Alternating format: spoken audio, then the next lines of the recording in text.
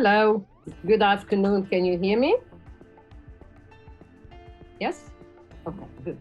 Good afternoon or good morning or good evening, depending where you are in the world. But welcome back to our fifth session of the World BioEconomy Forum conference.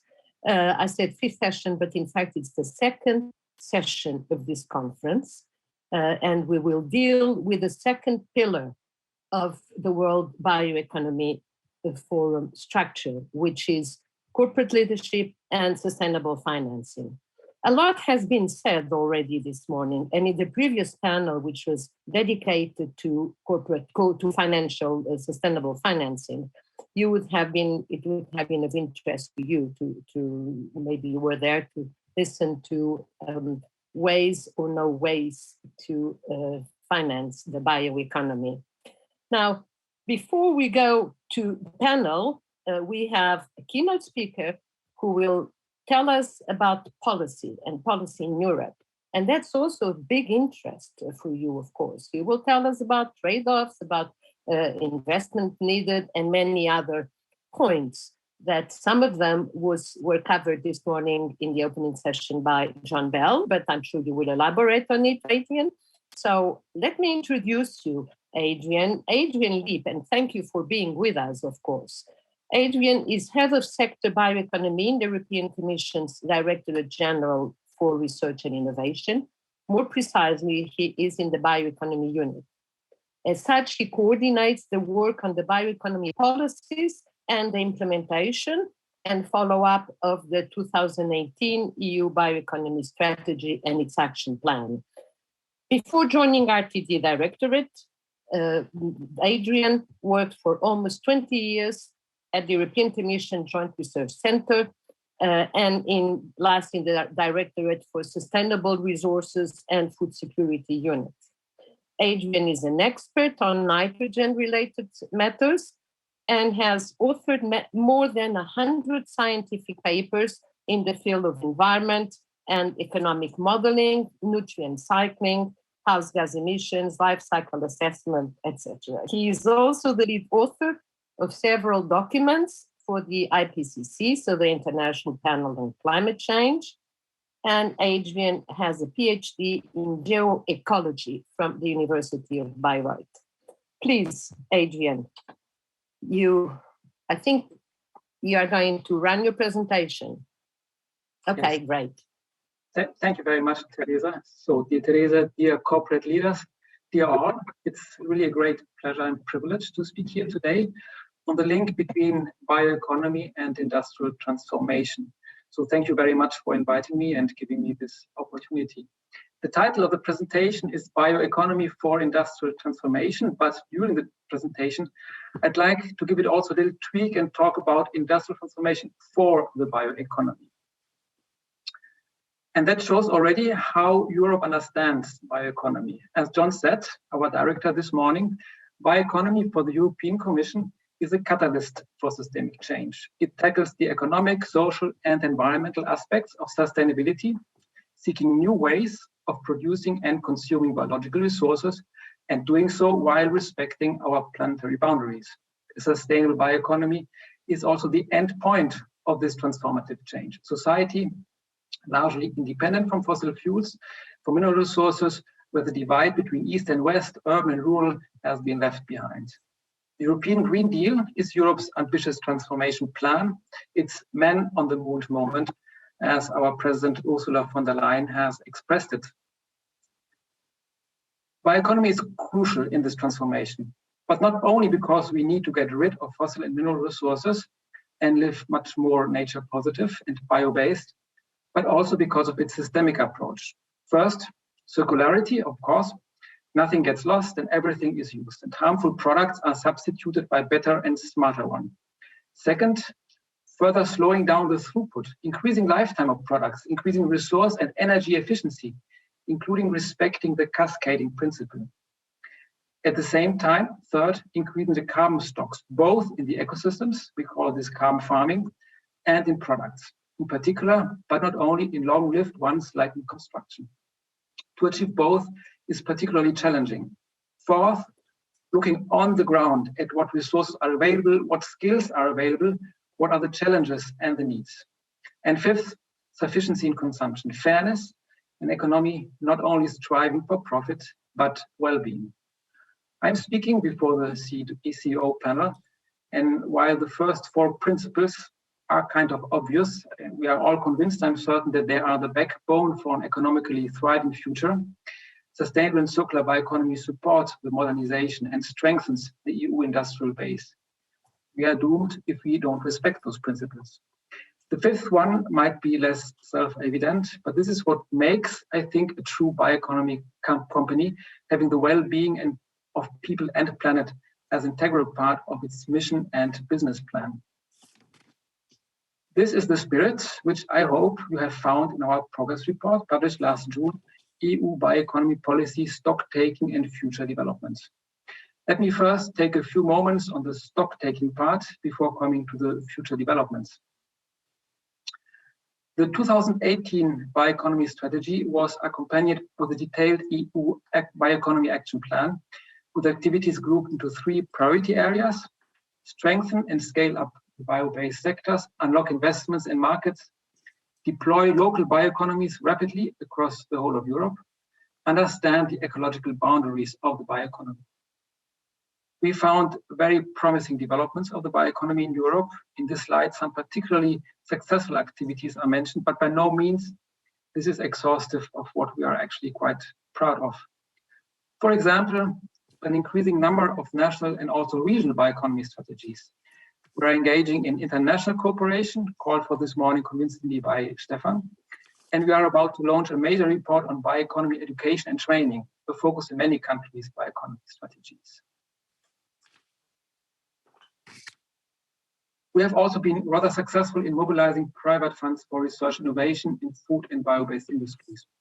This was discussed in the last session, represented here by Michael and Virginia. Europe has a strong position in the global market for bio-based chemicals and materials. In 2019, the biomass producing and converting sectors of the EU bioeconomy created up to 657 billion of value added and employed 17.4 million in the EU 27. This is all data compiled by our colleagues from the Joint Research Center. We see an increasing number of novel food applications, and Europe's global market share for bio-based chemicals and materials was about 31%, which is twice the one of the fossil-based sectors. Research and innovation has been the driving force for the successful development of bioeconomies from the beginning, and still are key components of most bioeconomy strategies in regions, countries, and the EU. Horizon Europe, our research and innovation funding program, its cluster 6 with a budget of almost 9 billion euro, is all about bioeconomy, to provide opportunities to enhance and balance environmental, social, and economic goals. The calls for the projects are structured into 7 destinations that you see on the screen. Horizon Europe has several other elements that are worthwhile mentioning. The European Innovation Council, supporting innovative innovations with potential breakthrough and disruptive nature, but with scale-up potential that may be too risky for private investors. Partnerships with industry, ambitious in support of EU policies. For example, the new partnership Sustainable Food Systems. It seeks to mobilize the diversity of R&I funders to align and leverage investments that address 4 areas: change the way we eat, change the way we process and supply food, change the way we connect with food systems, and change the way we govern food systems. Horizon Europe defines 5 missions: adaptation to climate change, cancer, climate neutral and smart cities, restore our oceans and waters, a soil deal for Europe. They are to achieve bold, inspirational, and measurable goals within a set time frame. In the limits of my set time frame, let me just invite you to adhere to the charter of the mission, Restore Our Ocean Waters, calling for non-binding engagement of a wide range of stakeholders. You can see the link here in this slide. So what must industry do to make the bioeconomy a reality? We are entering a phase when we have to scale up. And I agree with you, Christian, that this is a good word. Bioeconomy needs to become default rather than niche. Defossilization requires the mainstreaming of sustainable, circular, and bio-based products and services. One recurring theme in our progress report is the biomass gap. What does it mean? Some studies project that the speed with which we will increase supply of sustainable biomass is lower than the speed with which we will demand sustainable biomass. These studies project a biomass gap that could be up to 40 to 70% by 2050. One could say this is the consequence of our common success. We have plenty of ideas and solutions, what we can do with biomass, how we can valorize waste and residual streams, how we can make great sustainable products. Now it needs to be done urgently, and we need to do it smartly. If you missed the keynote of this morning from Ole, I recommend you to go back because he explained really clearly this issue. The terrible war in the Ukraine only makes the situation more obvious and more urgent. I assume you are well aware of these two responses by the European Commission. The need to enhance the transition towards both clean energy and sustainable, resilient and fair food systems has never been stronger and clearer. This new geopolitical context poses huge challenges, demanding more bioenergy, increased biomethane targets, an urgent need to secure global food security and energy independence, and all under price spike situations. Here, bioeconomy policy can help. It is holistic and systemic. Its role is to look at policy coherence across different policy areas and scales and find the best solutions, including ways to manage the trade-offs and turn trade-offs into synergies and win-wins. This is not easy. In the communication on sustainable carbon cycles, the European Commission has proposed to develop and perform integrated bioeconomy land use assessments. Land is a scarce resource. These assessments will enable us to better understand trade-offs on the ground, their policy implications and ways out. But it won't be sufficient. We also need actions to increase the resource efficiency of biomass production and use. And we also need to work on the demand side. Therefore, we identified two areas in the progress report where an additional focus in the bioeconomy action plan seems justified. First, the focus on resolving multiple and competing resources, pressures on land and sea, which you could summarize under a biosphere stewardship strategy. Johan Rockström himself will explain this concept also at our upcoming bioeconomy conference on October 7th. Second, we need to strengthen the consumption aspect by increasing our capability to link consumption patterns with their impacts on people and planet.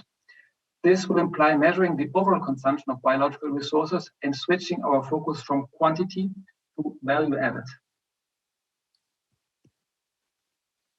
Let me finish this talk coming back to what John Bell said this morning. We need the best solutions to lead the path into a fair and sustainable future.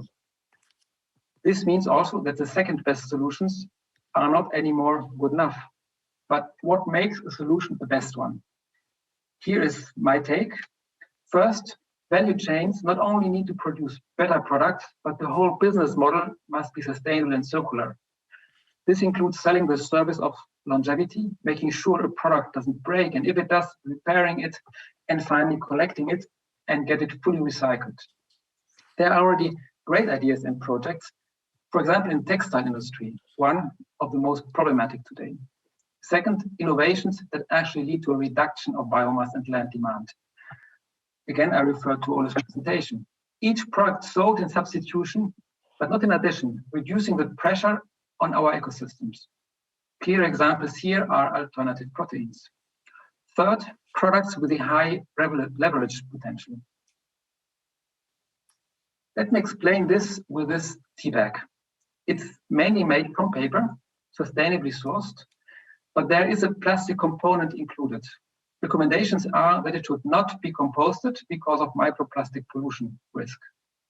But with it goes then the paper and the tea to landfills, orders of magnitude more biomass. Of course, this is only an example with very small overall effects. My plea to you, please think bold and big. Dear participants, the strategic messages of the World BioEconomy Forum are fully compatible with the European Commission's understanding of the bioeconomy. Let me close with a quote from the declaration of last year's forum when you were meeting in Belém. New business models based on bio-based resources will advance economic, social, and environmental transformation on which business success depends. I am looking forward to listening to the progress you made towards this goal.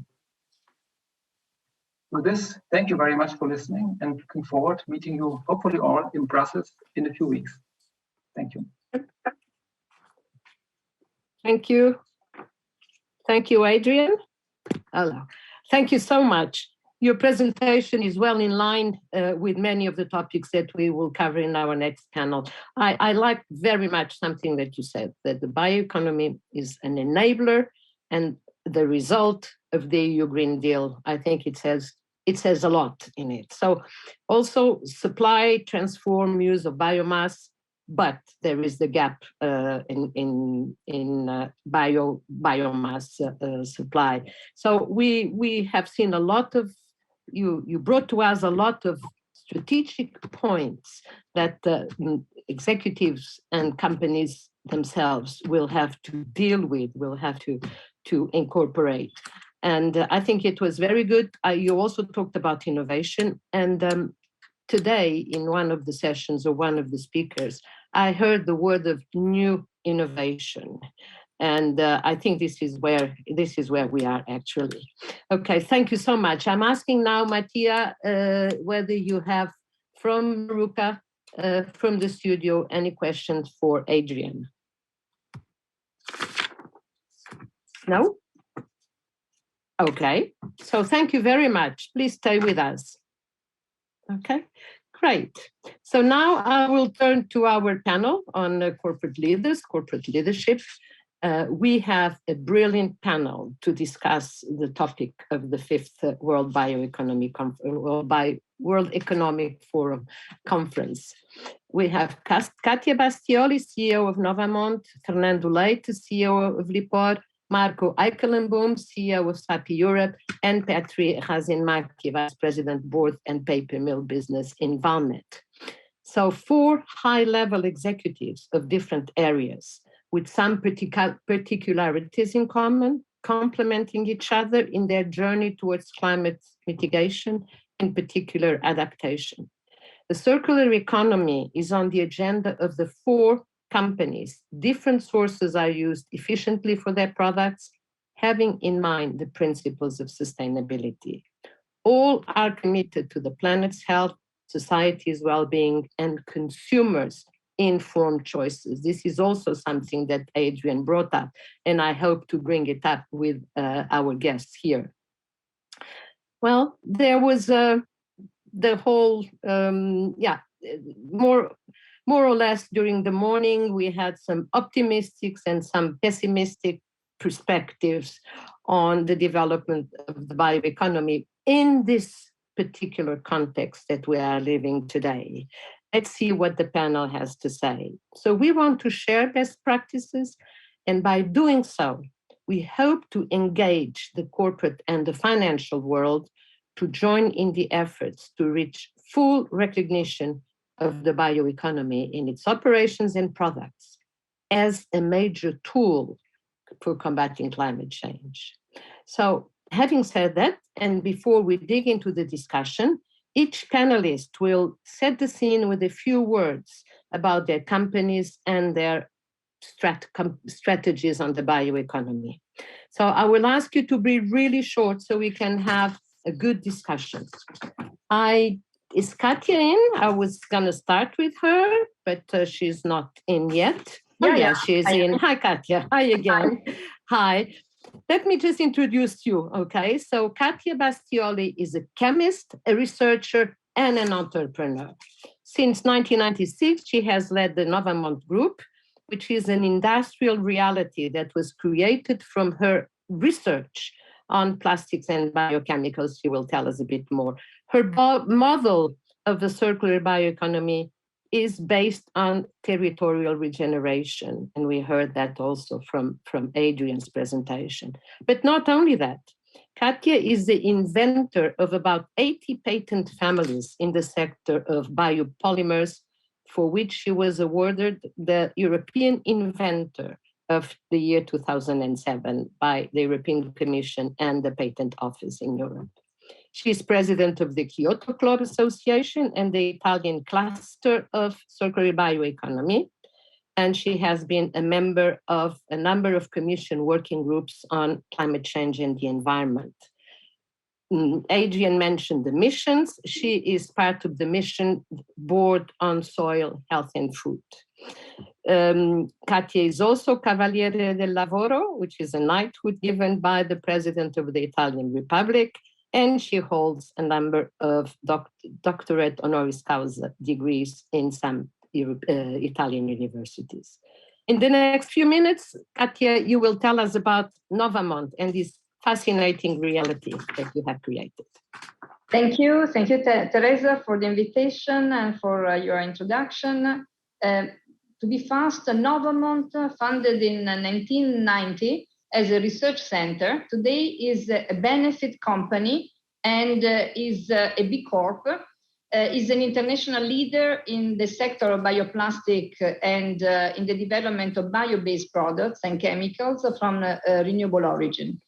The turnover in 2021, starting from a research center, I said in 1996 we were zero. Today is 414 million euro of turnover. With in 12 years, we have invested more than 800 million euros. And we have reindustrialized 5 sites, and we have brought to industrial scale different new technologies. Novamont is an innovation company and entirely focused on circular bioeconomy, declined in our logic of territorial regeneration with the aim to create bridges among the different sectors, because without the interconnections, we cannot do bioeconomy, having soil health at its core, trying to decouple development from resource use, which is the real key of bioeconomy from our side.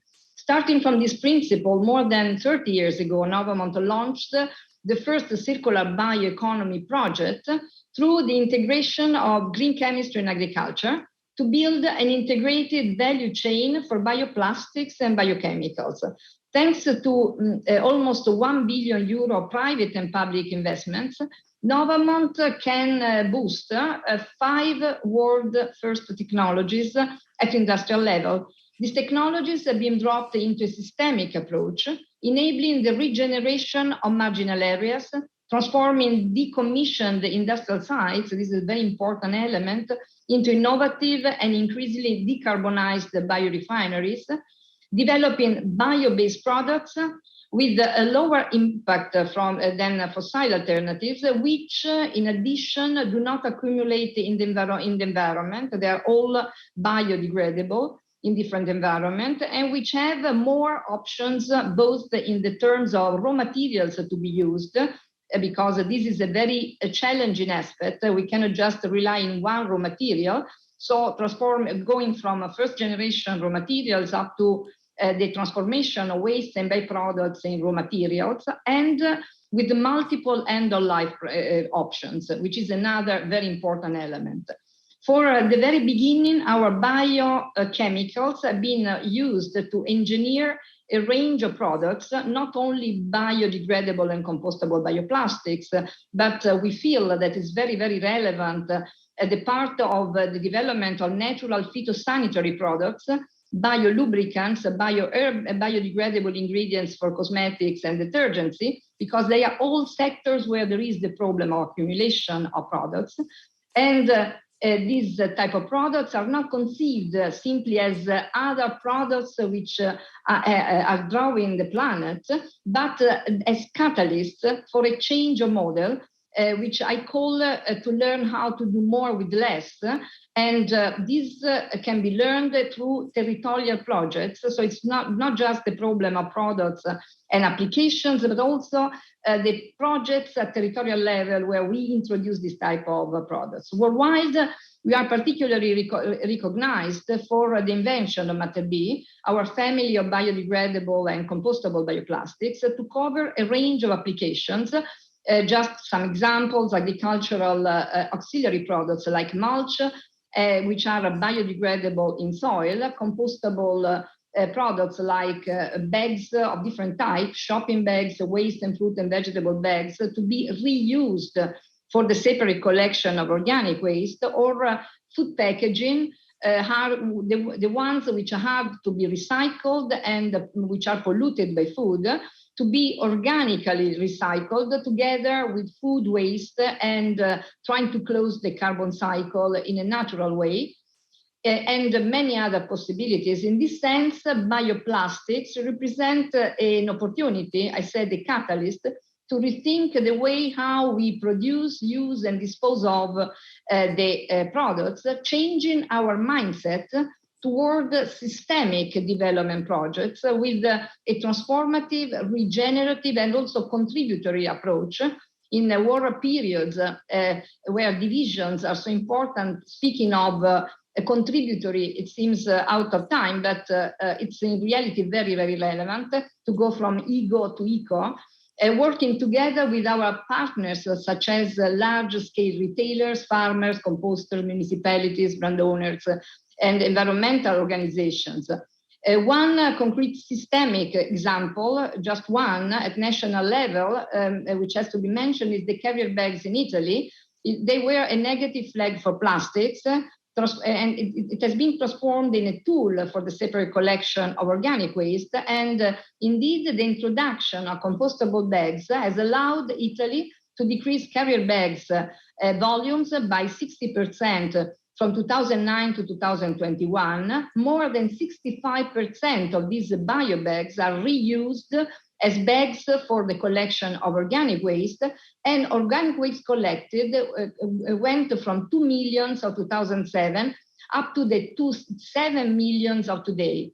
Other European countries are following this model, and a key element to conclude of our approach to circular bioeconomy is our commitment to pursue not only profit, but also heavily common benefits. This is why we have decided in 2022 to become a benefit corporation, obtaining also the B Corp certification, and in the same year. And in July 2021, we were awarded for the second year running B Corp Best for the World for our environmental performance. And Novamont is the only company in the chemicals and chemical products category worldwide, and the first in terms of absolute score in Italy and Europe, and second worldwide. This is for us a very important recognition of the real effects produced by our work, and trying to avoid the greenwashing that is the real risk of today, and having a real demonstration platform at industrial level for bioeconomy. Thank you for your attention. Thank you so much. Thank you to you. Very, very interesting presentation, very interesting words. We'll hear more about it. Congratulations for your last information that you have become a benefit corporation. I think it adds very much to the concept of the bioeconomy. That third factor that is not always mentioned. So congratulations. You also mentioned interconnections, and I think this is a very interesting point for our next speaker, Fernando Leite. You will see why. Fernando is an economist by the University of Porto.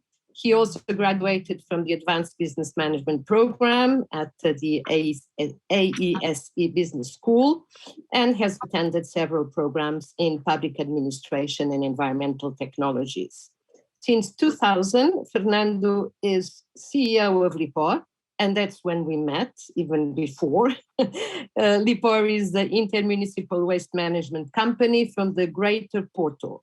He is the vice president of ACR Plus, Associations of Cities for Recycling and Sustainable Resource Management, and serves in the board of several companies.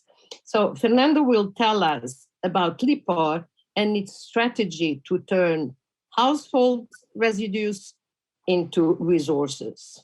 Fernando, please. Okay. Good afternoon. Thank you so much for this invitation. Saying something about Lipor. Lipor is a public company. We have 8 shareholders, the 8 municipalities of Porto region in the north part of Portugal. Porto is the region where we produce the famous port wine. So very interesting to visit. We treat in our company about 500,000 tons of waste per year, working in this region with more or less 1 million inhabitants. Our core business is the waste management since 1982, and after 2000, we start a big and important period of development when we built an integrated system with a sorting plant, a composting plant, and also a waste-to-energy plant and a small landfill, an integrated system of facilities to deal with this big amount of waste we receive in our installations. With this system, we only put no more than 2% of waste in landfill. This is a very important in Portugal and also in Europe.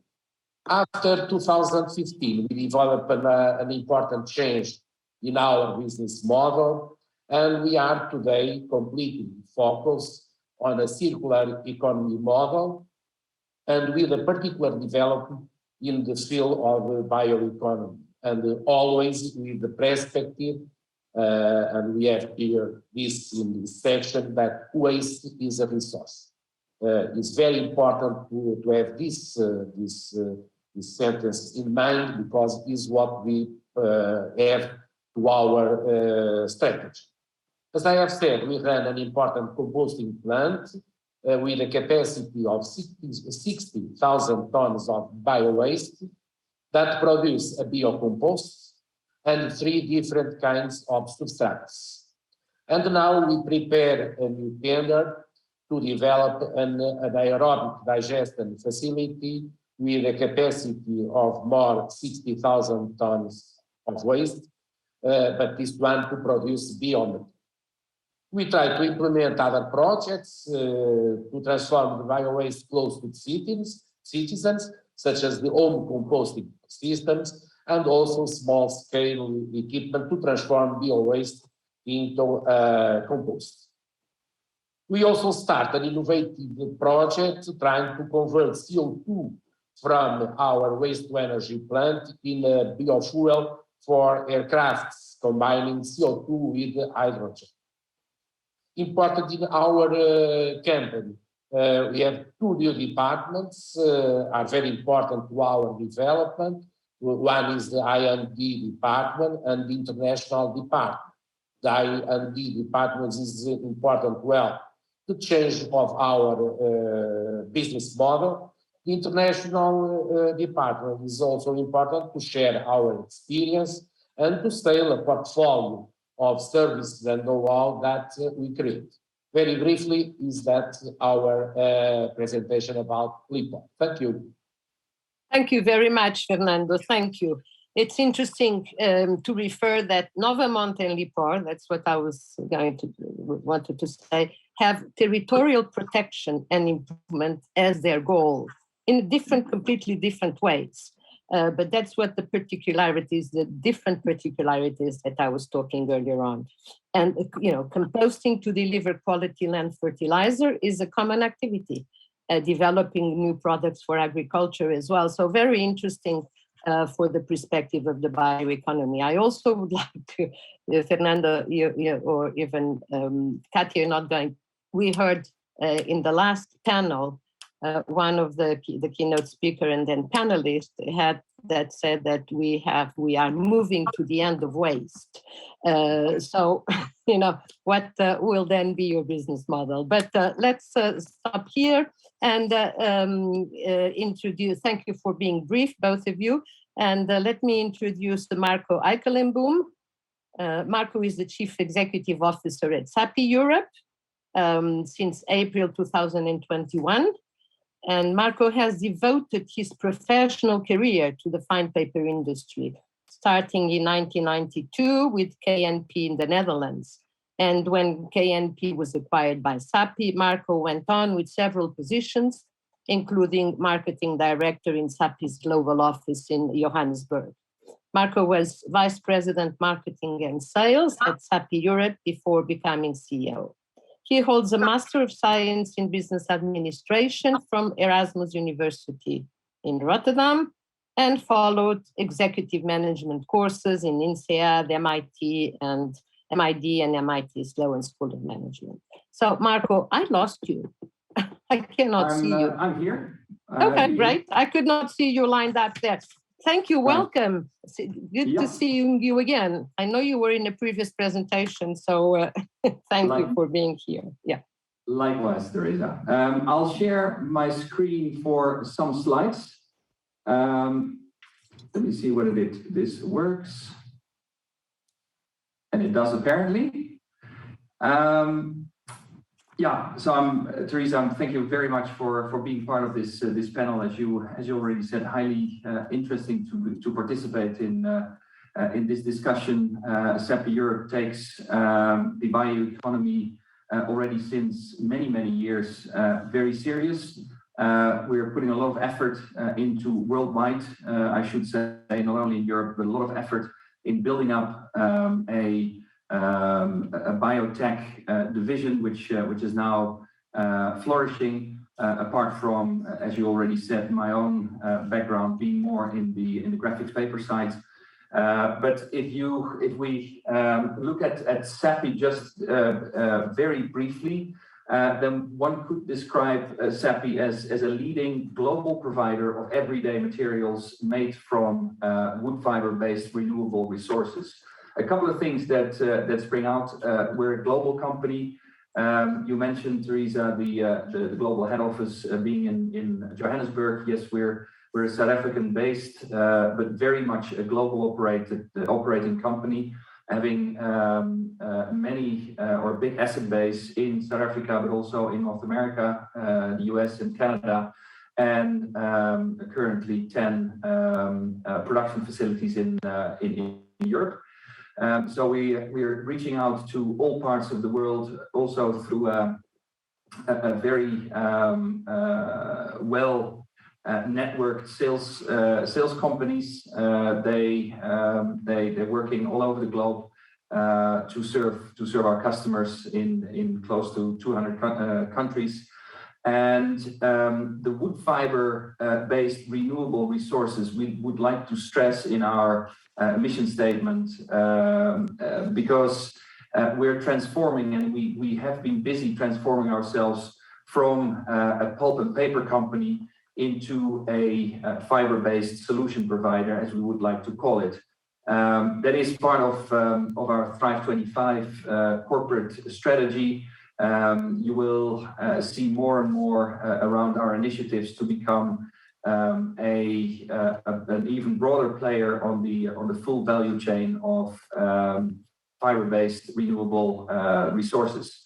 And if you just look at it, and the innovation and R&D focus will be topical, I guess, for this panel discussion, Teresa. Then one of the main things that we're trying to do is to unlock the full potential of each and every tree. We have huge forestry activities in South Africa, the biggest private forest owner in South Africa. So trees are not only very close to our heart, but it's the base of our business model, and we try to unlock the full potential of each and every tree. Of which, of course, it wouldn't surprise the lion's share, around 45%. Is going into cellulose. It's the pulp activities that we have, but also 30% is hemicellulose. I'll get back to one of the applications in a minute, and then 23% is lignin, which has been a growing business over the last 10 years and a very integral part of our strategy going forward.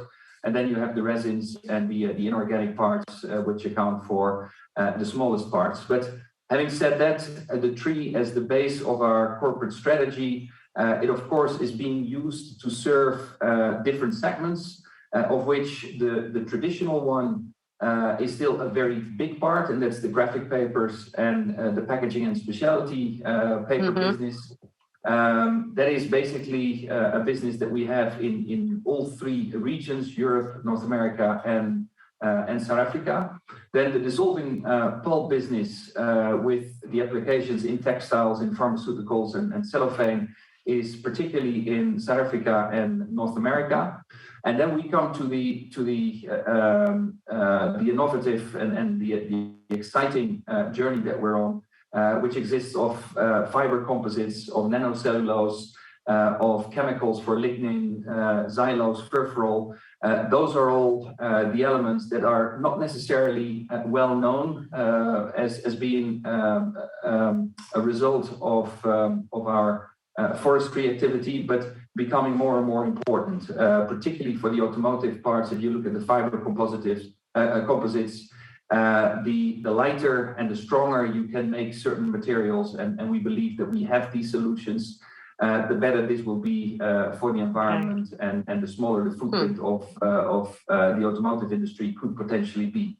Nanocellulose are used more and more in viscosity modifiers, control release agents, a typical bioproduct for stabilizers and thickeners. The chemicals for lignin, also binding agents, dispersion agents, and xylose and furfural, and we're building a new plant in South Africa as we speak, is the replacement of the traditional sugar-based products in sweeteners and toothpaste. One product group which I certainly would not like to forget is the casting and release paper, important business in North America, which is printing, it's actually transfer paper for automotive wraps and textures for materials. The last slide, if it clicks, it doesn't. Well, the last slide is actually, if it would go over to the last slide. It is all around the main pillars of our sustainability strategy, which is the production side, obviously very much driven by the decarbonization efforts that we're having in place. Sappi has submitted science-based targets. We're being held accountable, and rightly so, for very ambitious reductions of CO2 emissions. So the production side is one very important pillar. Then the innovation side, that is everything which goes into replacing fossil fuel products by the bio-based materials. Okay. And the last part is the partnering, be it with customers, the co-creation, be it with customers, policymakers, scientists. We're reaching out as broad as possible over the entire value chain to ultimately find the best solutions for a bio-based economy. And Sappi is very committed to play that role. Thank you, Marco. Thank you very much. Indeed, a number of different products coming from one source, one part of that source. So the feedstock being good. Thank you so much. I would like now to turn to Petri Rasinmäki. He is head of Valmet board and paper machines business. He has worked with Valmet for 18 years.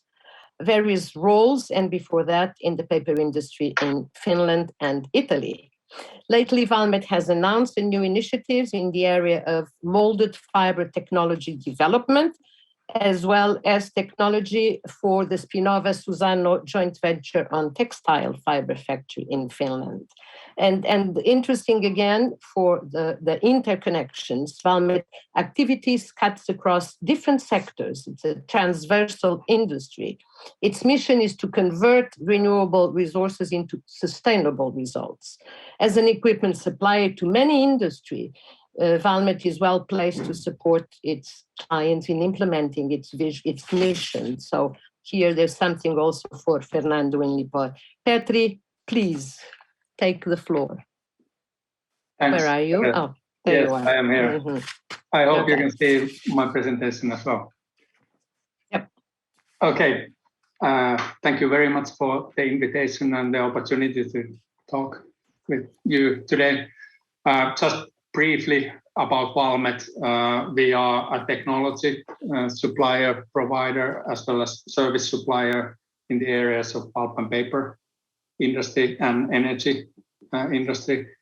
We are altogether about roughly 17,000 professionals in global scale and distribution, as we have activities in every continent of the world with several R&D centers and production units distributed around the world.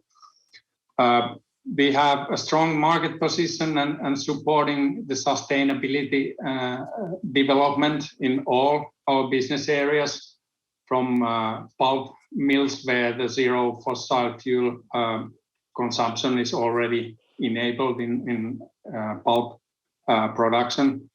Also, the kind of a trend towards the bioproduct mills is occurring, with not just the fiber, the pulp, and the bioenergy production, but added also the other production from side streams, different bioproducts, all the side stream being utilized. An example of being, for example, the Metsä Kemi mill, bioproduct mill being constructed at the time. Energy, all sorts of waste to energy technology, as well as, of course, boilers enabling biomass utilization, which is a growing segment at the moment, as well as different gasification and pyrolysis type of approaches or technologies. Board and paper, which I'm responsible of, clearly we have taken leaps forward in terms of sustainability, supporting our customers with energy efficiency as well as raw material efficiency. We are, I can proudly say, clearly number one supplier in the world at the moment in the area. Services to support the before mentioned, and lastly but not least, the automation part. Of course, the machine control systems and so on are important, but it's the world of digitalization is, I would say, highly important, and the importance has grown over the last few years in terms of sustainability development as well. So with the modern advanced monitoring and prediction applications, as well as advanced process controls and mill-wide optimization tools, we are able to really decrease also, for example, the CO2 emissions. And lastly, maybe worth mentioning the flow control, as we acquired Neles valves earlier this year, included. Like many other companies, we have also taken the entire value chain approach in our sustainability efforts and targets, ranging from our own supply chain, where our target is to decrease the CO2 emissions by 20% during the next 9 or 8 years, including our own operations with 80% CO2 emission reduction target, and as well as the kind of use phase of our technology, where the targets are to further reduce the energy use, the energy efficiency by 20% from the 2019 level, as well as enabling the carbon neutral manufacturing. In fact, that's already today possible with the modern technology, as we are able to take out totally the use of natural gas. Of course, in those cases, the primary energy is excluded in the equation. But anyway, from the technology point of view, it's possible. So that's my short presentation about Valmet. Thank you, Petri. Thank you for also being short. As I said, you cut across many different industries. I can't see you. Okay, there you are. Thank you so much. Well, there was so much to say, so many questions to ask, but the organization has not been very generous with time for us. So let's go on and let's talk on climate. And I would like to start with one question that Jukka Kantola brought up this morning in his introduction speech. And there it is: if the bioproducts, such as those that have been, some of those that have been presented here, will replace fossil-based products, how should those products be rewarded for their contribution to climate change mitigation? How can they count for CO2 reduction targets? This substitution is in the books, but it's not so recognized by policymakers or in regulation. Can I start with you again, Catia? For example, you mentioned your flagship Matter B. How can it be? How do you think it will be recognized as a substitution? I think that bioplastics, as I said in my introduction, bioplastics, biochemicals in general, should be considered as catalysts of change. So it's not enough to say that 1 kilo product is giving a certain saving of CO2.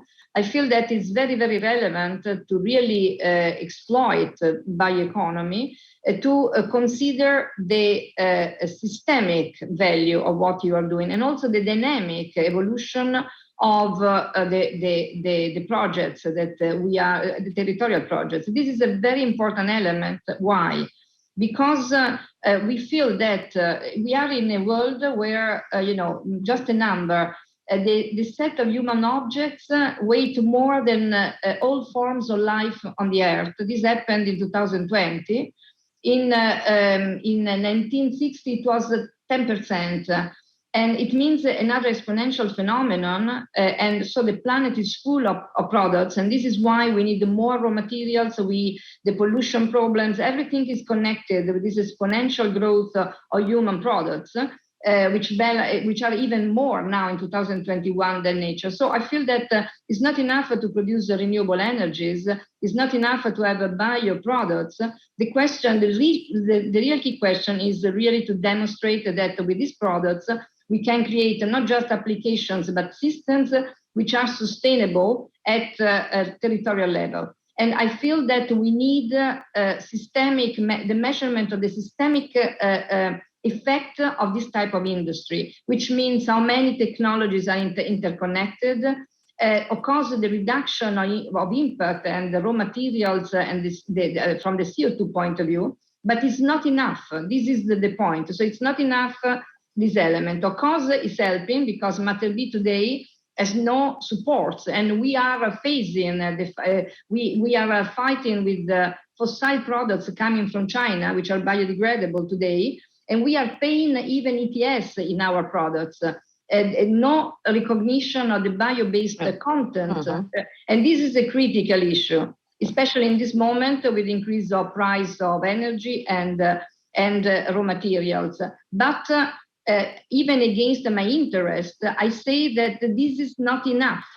This is the point. So we need also instruments at policy level which avoid the silos measurements, silos solutions, and we need interconnection also in the legislative approach. Otherwise, bioeconomy will be just another sector, silo sector, and it will not exploit at territorial level the big effects that we in reality want to create. So what you're saying is that you mean that there's a need for a measurement in the value chain in a way. And you're also, I understand that we need data. And data has been discussed here today as well. Now, I fully understand your perspective. If I turn to Marco, for example, you have a product called Valida, that it's an ingredient and that it is also comes from, it's a substitution for fossil fuel-based materials. How do you think that can be recognized when it comes to substitution of CO2, for example? Do you see it happening, or are you fighting for it, or what's the position that your company takes on it? We're definitely fighting for it, Teresa, and we see it happening, but only slowly. And I think you're talking about Valida, that's our our microfibrillated nanocellulose, which has a really wide range of applications as a stabilizer and a thickener in cosmetics, for example, and it can replace materials that contain microplastics. So a very interesting and a very important step towards a world free of microplastics.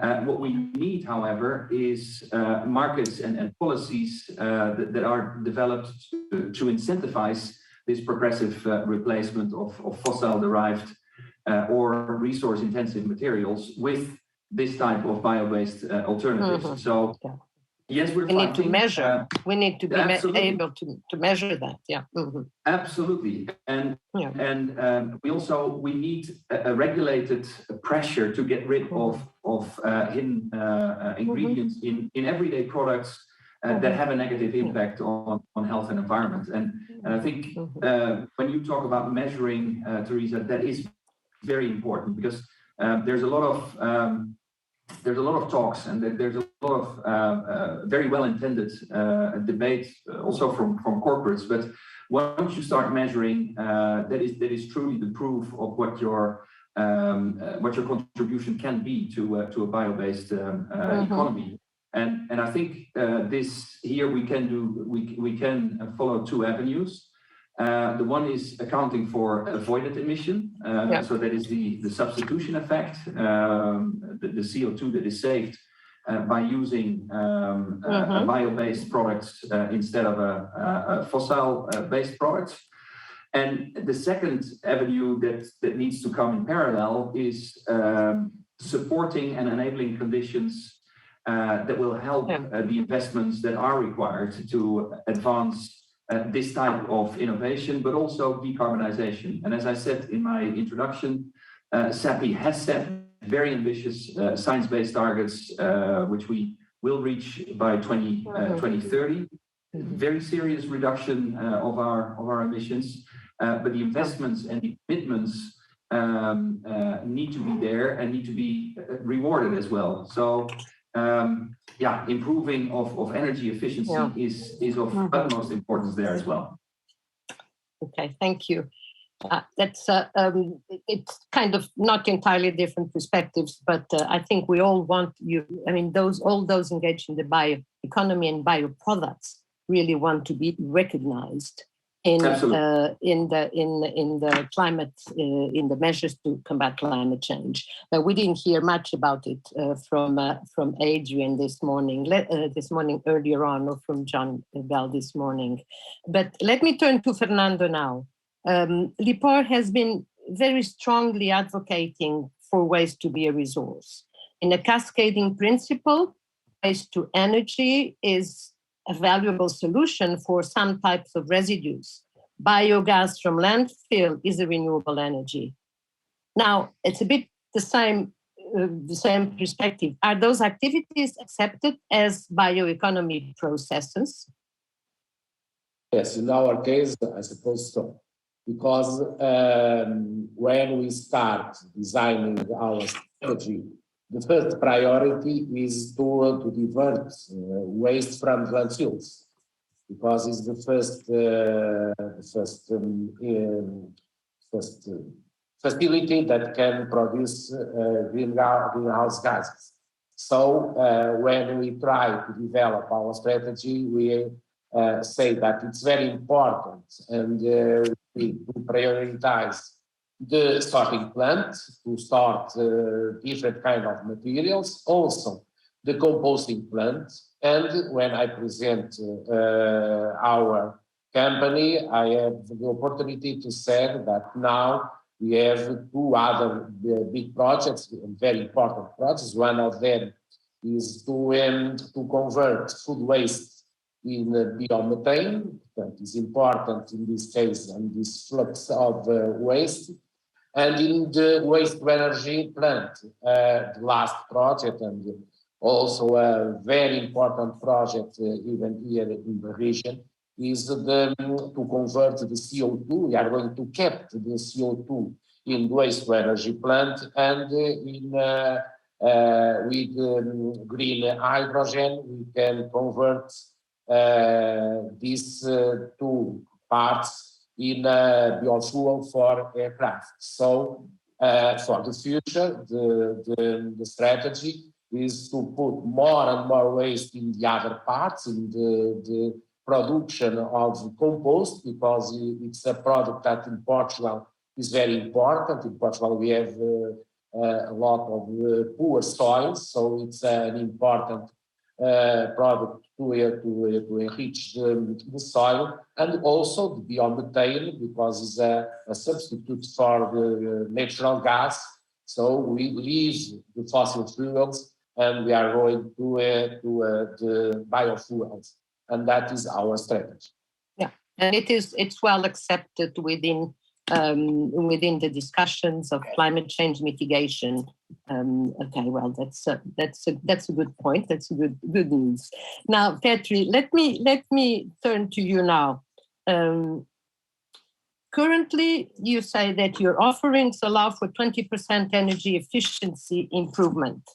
How about actions for reducing CO2 emissions along the value chain? Not of yours, of course, but along value chain of your supporting or helping your customers in reducing CO2 emissions along the value chain. That must be a challenge, because it's not really depending on you, but 20% offerings in energy efficiency could be extended and cover your customers' value chain. What do you say?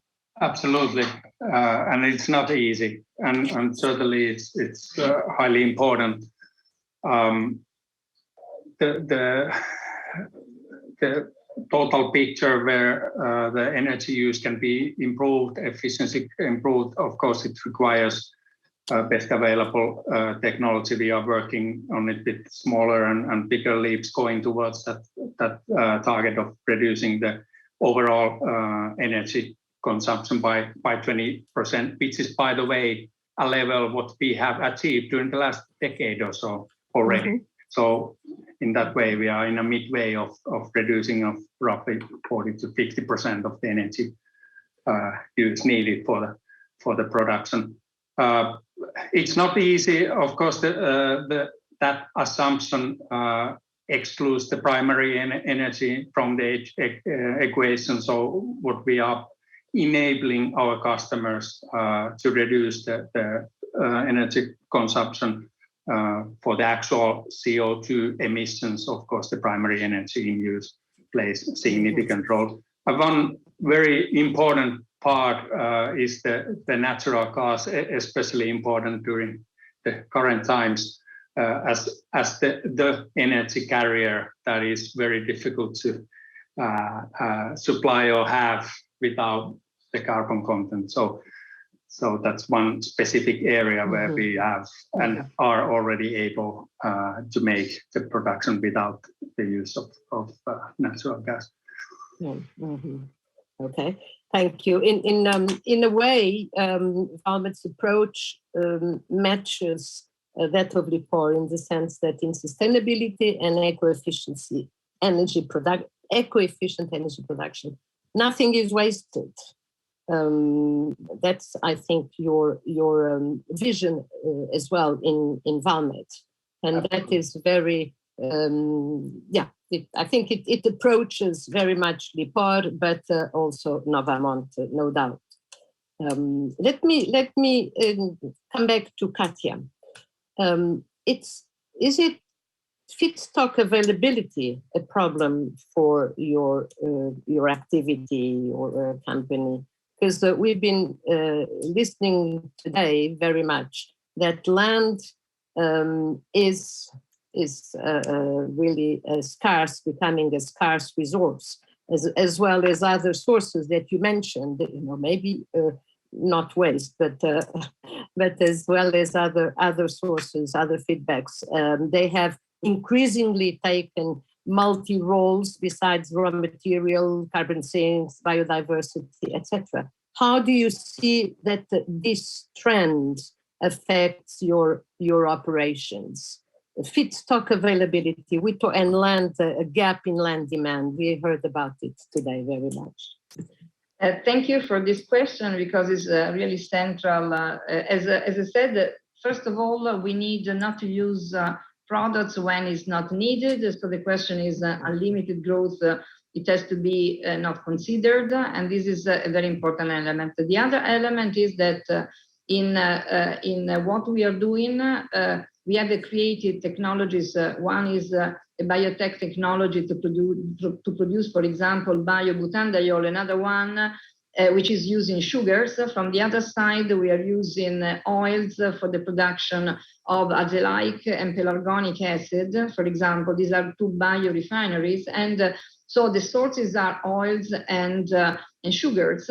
But what type of sugars? This is what we are working with, and this is our strong effort at this moment in terms of innovation, is to use different scraps and different type of products. So we are working on agricultural level, on marginal areas, especially dry areas, with the crops, which are dry crops, pluriannual, able to bring carbon to soil, and then having biomass like cardoon, for example, biomass, oil, and feed for animals. So in some way, you can use marginal areas to create sources. This is one.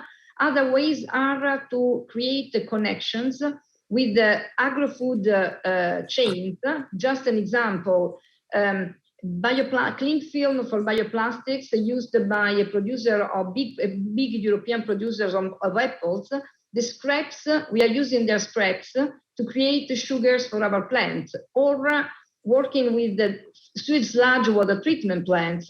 We are taking cellulose, the wasted cellulose, and transforming sugar to feed the plants. So we are working at multiple sources of raw materials coming from different value chains, and the value chains are using the bioplastics or the biochemicals. For the apples, they are testing to replace the glyphosate to use our bioherbicide.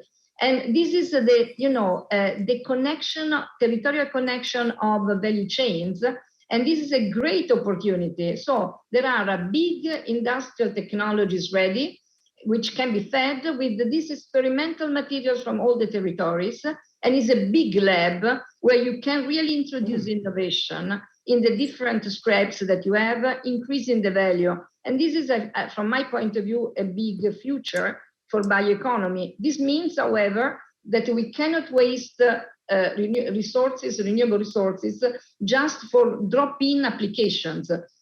For example, it has no sense from my point of view to use renewable materials for making bottles, for a huge amount of bottles to replace PET. They can recycle it.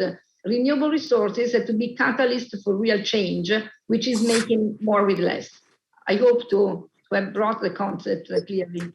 Yeah, absolutely. I think it's very interesting because your approach has very much to do with science and technology that are really setting the basis for the post-fossil area.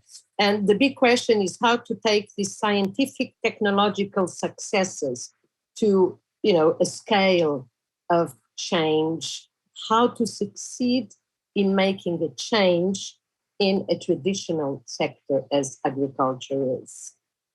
It's, from my point of view, I feel that, first of all, we don't have demos at the pilot level. There are huge industrial plants already available and technologies which are already there. And in agriculture, we have created together with Coldiretti, the biggest association of farmers, 1.6 million farmers, a company, Materagro, to deliver to agriculture different type of solutions from auxiliary bioplastics, bioherbicides, etc., but also working on the marginal areas in order to have the dry crops to regenerate soil. So, and they are exactly the drivers for us. So farmers are, at least in our country, very, very interested to this type of change, because they know that without protecting their biodiversity and without using everything they have in order to increase value and regenerate soils, then there isn't made in Italy, which is so important for Italian economy. Okay, thank you. And that takes me to what you were saying earlier on about using cellulose from scrap. Marco, your company is really cooperating with a number of other companies and sectors. How do you see this?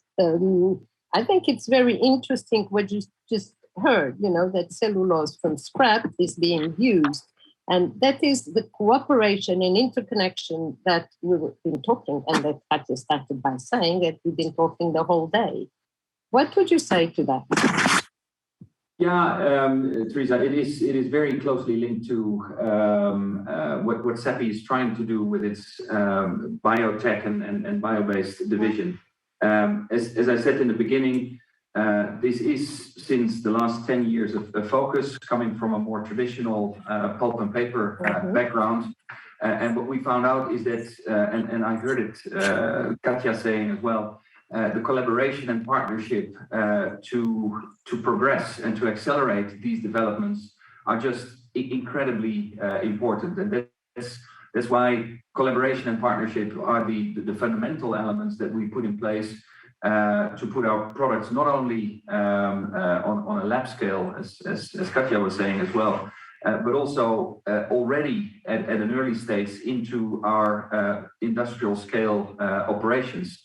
And that is so essential, because we do not have always enough time or the time that we would like to take to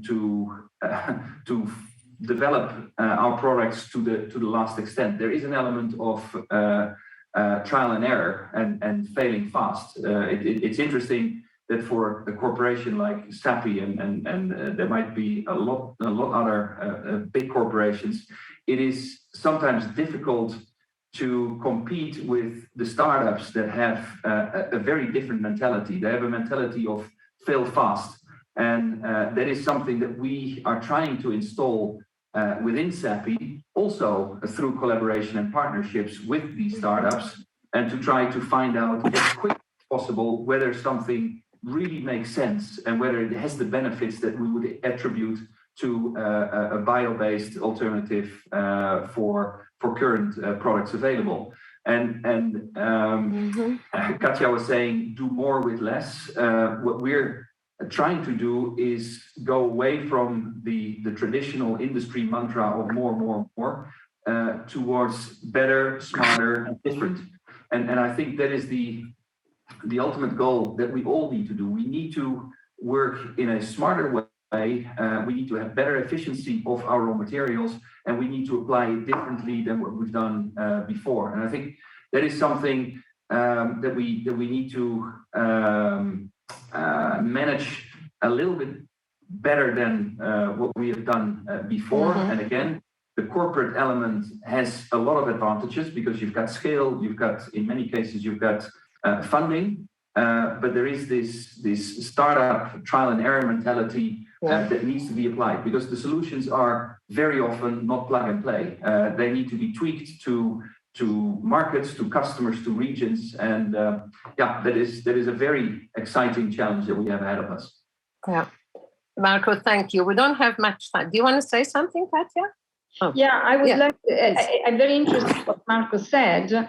I think that we need really to have a space where this type of sector is recognized So it's very important to have a sort of a TECO codes in order to create an open space of development with monitoring approach, but permitting us to really exploit the dynamic evolution that is possible. But in reality today, the legislation, everything we have, we are not, for example, we are not chemistry, we are not, so we are blocked, we have a lot of blocks due to a system which is not perceiving what bioeconomy can be as potential. Is great.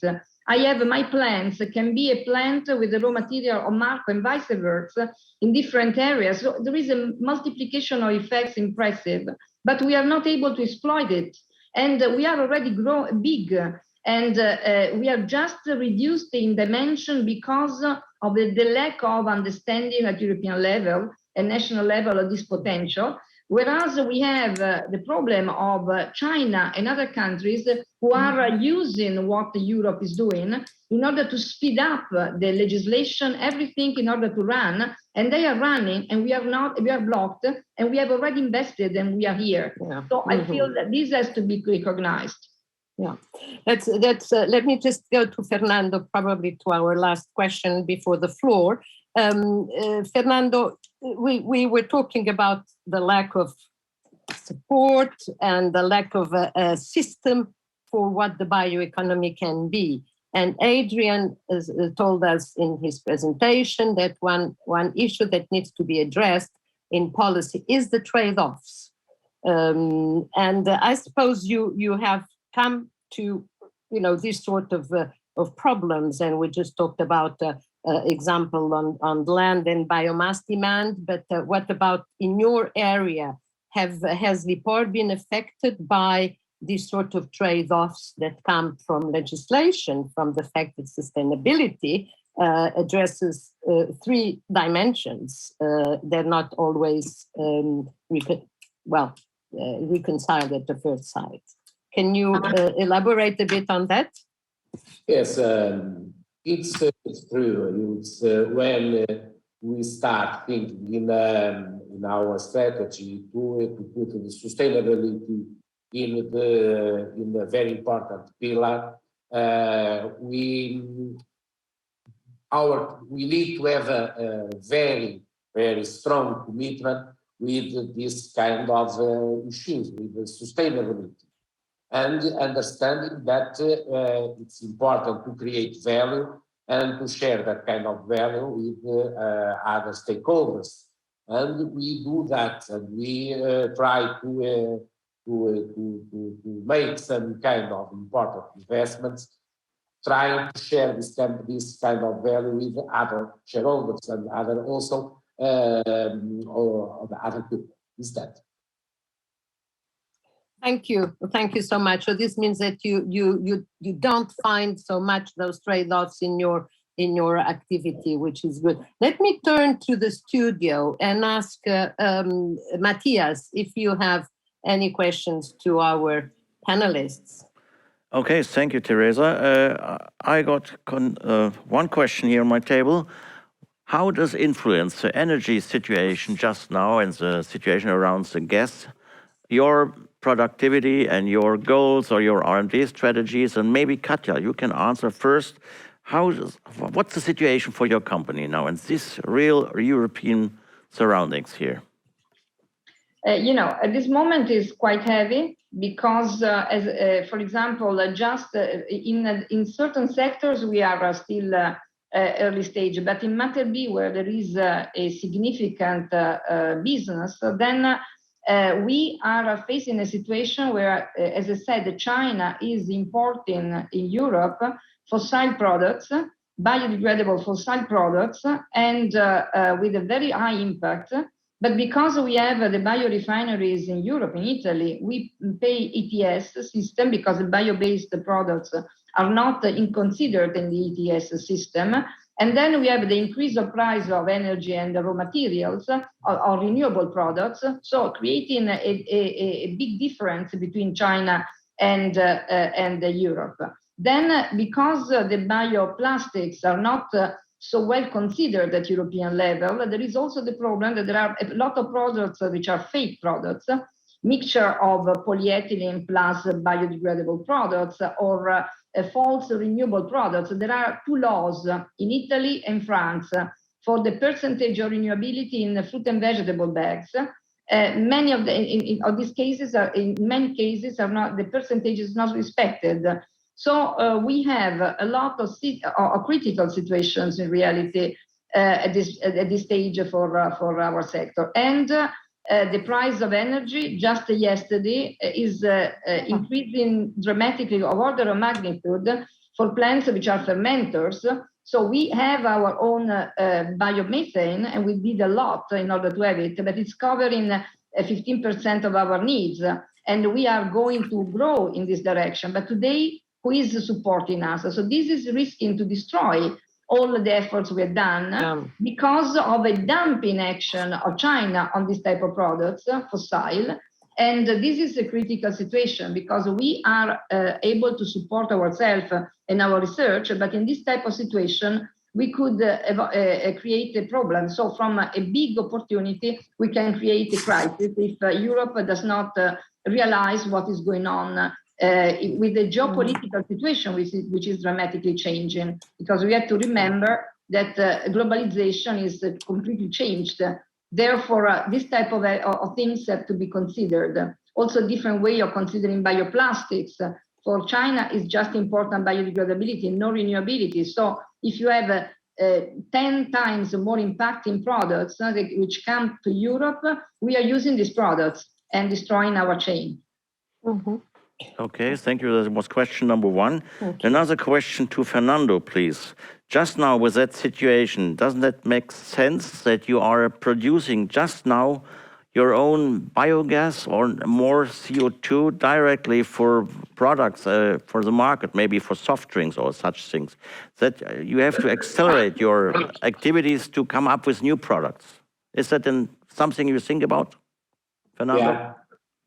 Yeah, that is one of our main issues of the strategy, because we work very close and we have our innovator I&D department trying to change our business model. We try to leave the old business model as a management system of waste, sorting to another model where we try to produce goods and to have also service of high value. So it's important to do that, and it's what we are now doing. Good. Okay. Third question, please, to Marco. Marco, what about the feedstock for your products? Do you see any problems? Is that already clear where you get this from in the next future, or what the next decade, next 10 years? Is there something you have in mind how to proceed with this problem of the limited resources, of the limited feedstock?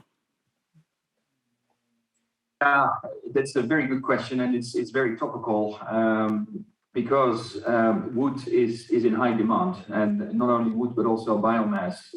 If I relate it back to the first question on the situation, the energy situation that has derived from the current geopolitical turmoil, then it will be clear that also we as an industry should be less dependent on gas and look for alternative energy sources. The thing is that biomass is one of them, which is a very important one for us, as we're so close to forestry and to bio-based resources, raw materials, but it's also being seen by other industries, of course. So the competition for wood will grow, in our opinion, which for us has 2 different elements. It is a very important raw material for our products. So now, as a bio-based industry, we might get into competition with utility companies who are providing energy through biomass. And there, ultimately, there will be a balance needs to be found, but it's certainly something that is high on our agenda. We do not foresee immediate problems. The forestry strategy that is being developed by the European Commission takes care of a lot of these elements, but we need to be careful that it's not completely one-sided and that we have a balanced approach that's taking into account the interest of policymakers, of society, and of the industry, which creates, still our industry creates, as Adrian has said in his presentation, an awful lot of jobs, and the employability in this industry is very, very big. So very balanced situation, but something that is high on our agenda. Okay, thank you very much so far. Okay. Teresa, would you please summarize a little bit shortly your last session? Well, make it short, please. Yeah, I'll make short. Let me just maybe, Marco, did I see correctly, but in your presentation there is a bird. Is that a colibri? I guess so. Okay, Teresa. so this is my... No, well, I don't. It seemed to me that it was a colibri, and I want just to say the legend of the colibri. It's a small bird, as you know, and there was this big fire, and the colibri would go to the river, pick up one drop in its beak, and then go and drop it in the fire, big forest fire, and he was coming back and forth, and somebody asked him, "What do you think you're doing? What are you trying to do? You're just dropping." Little by little, and he said, it said, well, I'm doing my best. So I think this is a fantastic legend that I love. And this is what, we're all doing and your companies are doing. And I think if you want me to summarize, Matthias, I would talk about interconnections, cooperations and partnerships. That's absolutely vital in this, not in the bioeconomy, but it's absolutely vital in the world we live in. Doing more with less. The broad approach that Catia took for bioproducts as a catalyst for change, I liked it. I missed the time, well, for many things, namely to see what you would take to COP28 in 2022. I leave this with you, but I was missing also, we didn't have time, the talents and the workforce, and how are we going, with whom are we going to do in our companies, in our organizations, this incredible transition.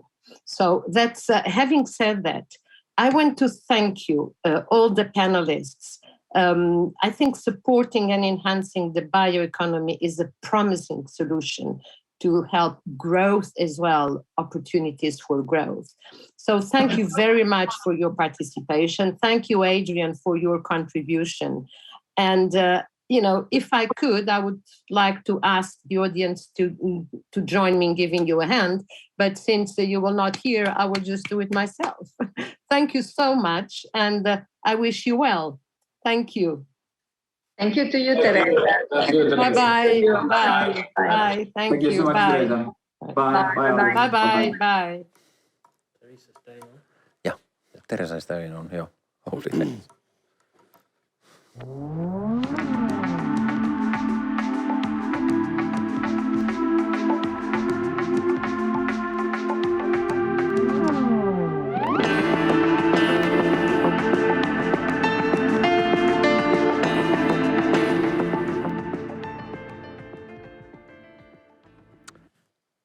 Okay, I'm back in Ruka. I hope that, Teresa is still with us. It has been a long day, but you will be here with us, I suppose. Okay. Yeah. Hi, Teresa. Okay. Hello. It doesn't really matter what time of the day it is. That always that your panel is one of the best ones. So great job. Thanks for it. It was good to hear that. Good to hear it. So very well prepared. Panelists were very good. Yeah, and then you were covering there was a great, let's say, variety of the different type of industries and the players who are. You have the bioplastics, waste management, and there was pulp and paper and the suppliers. So I think we receive a very good picture that what they are in within their businesses. And you already well summarized this all, but was there any surprises for you? Did you find any surprises in this?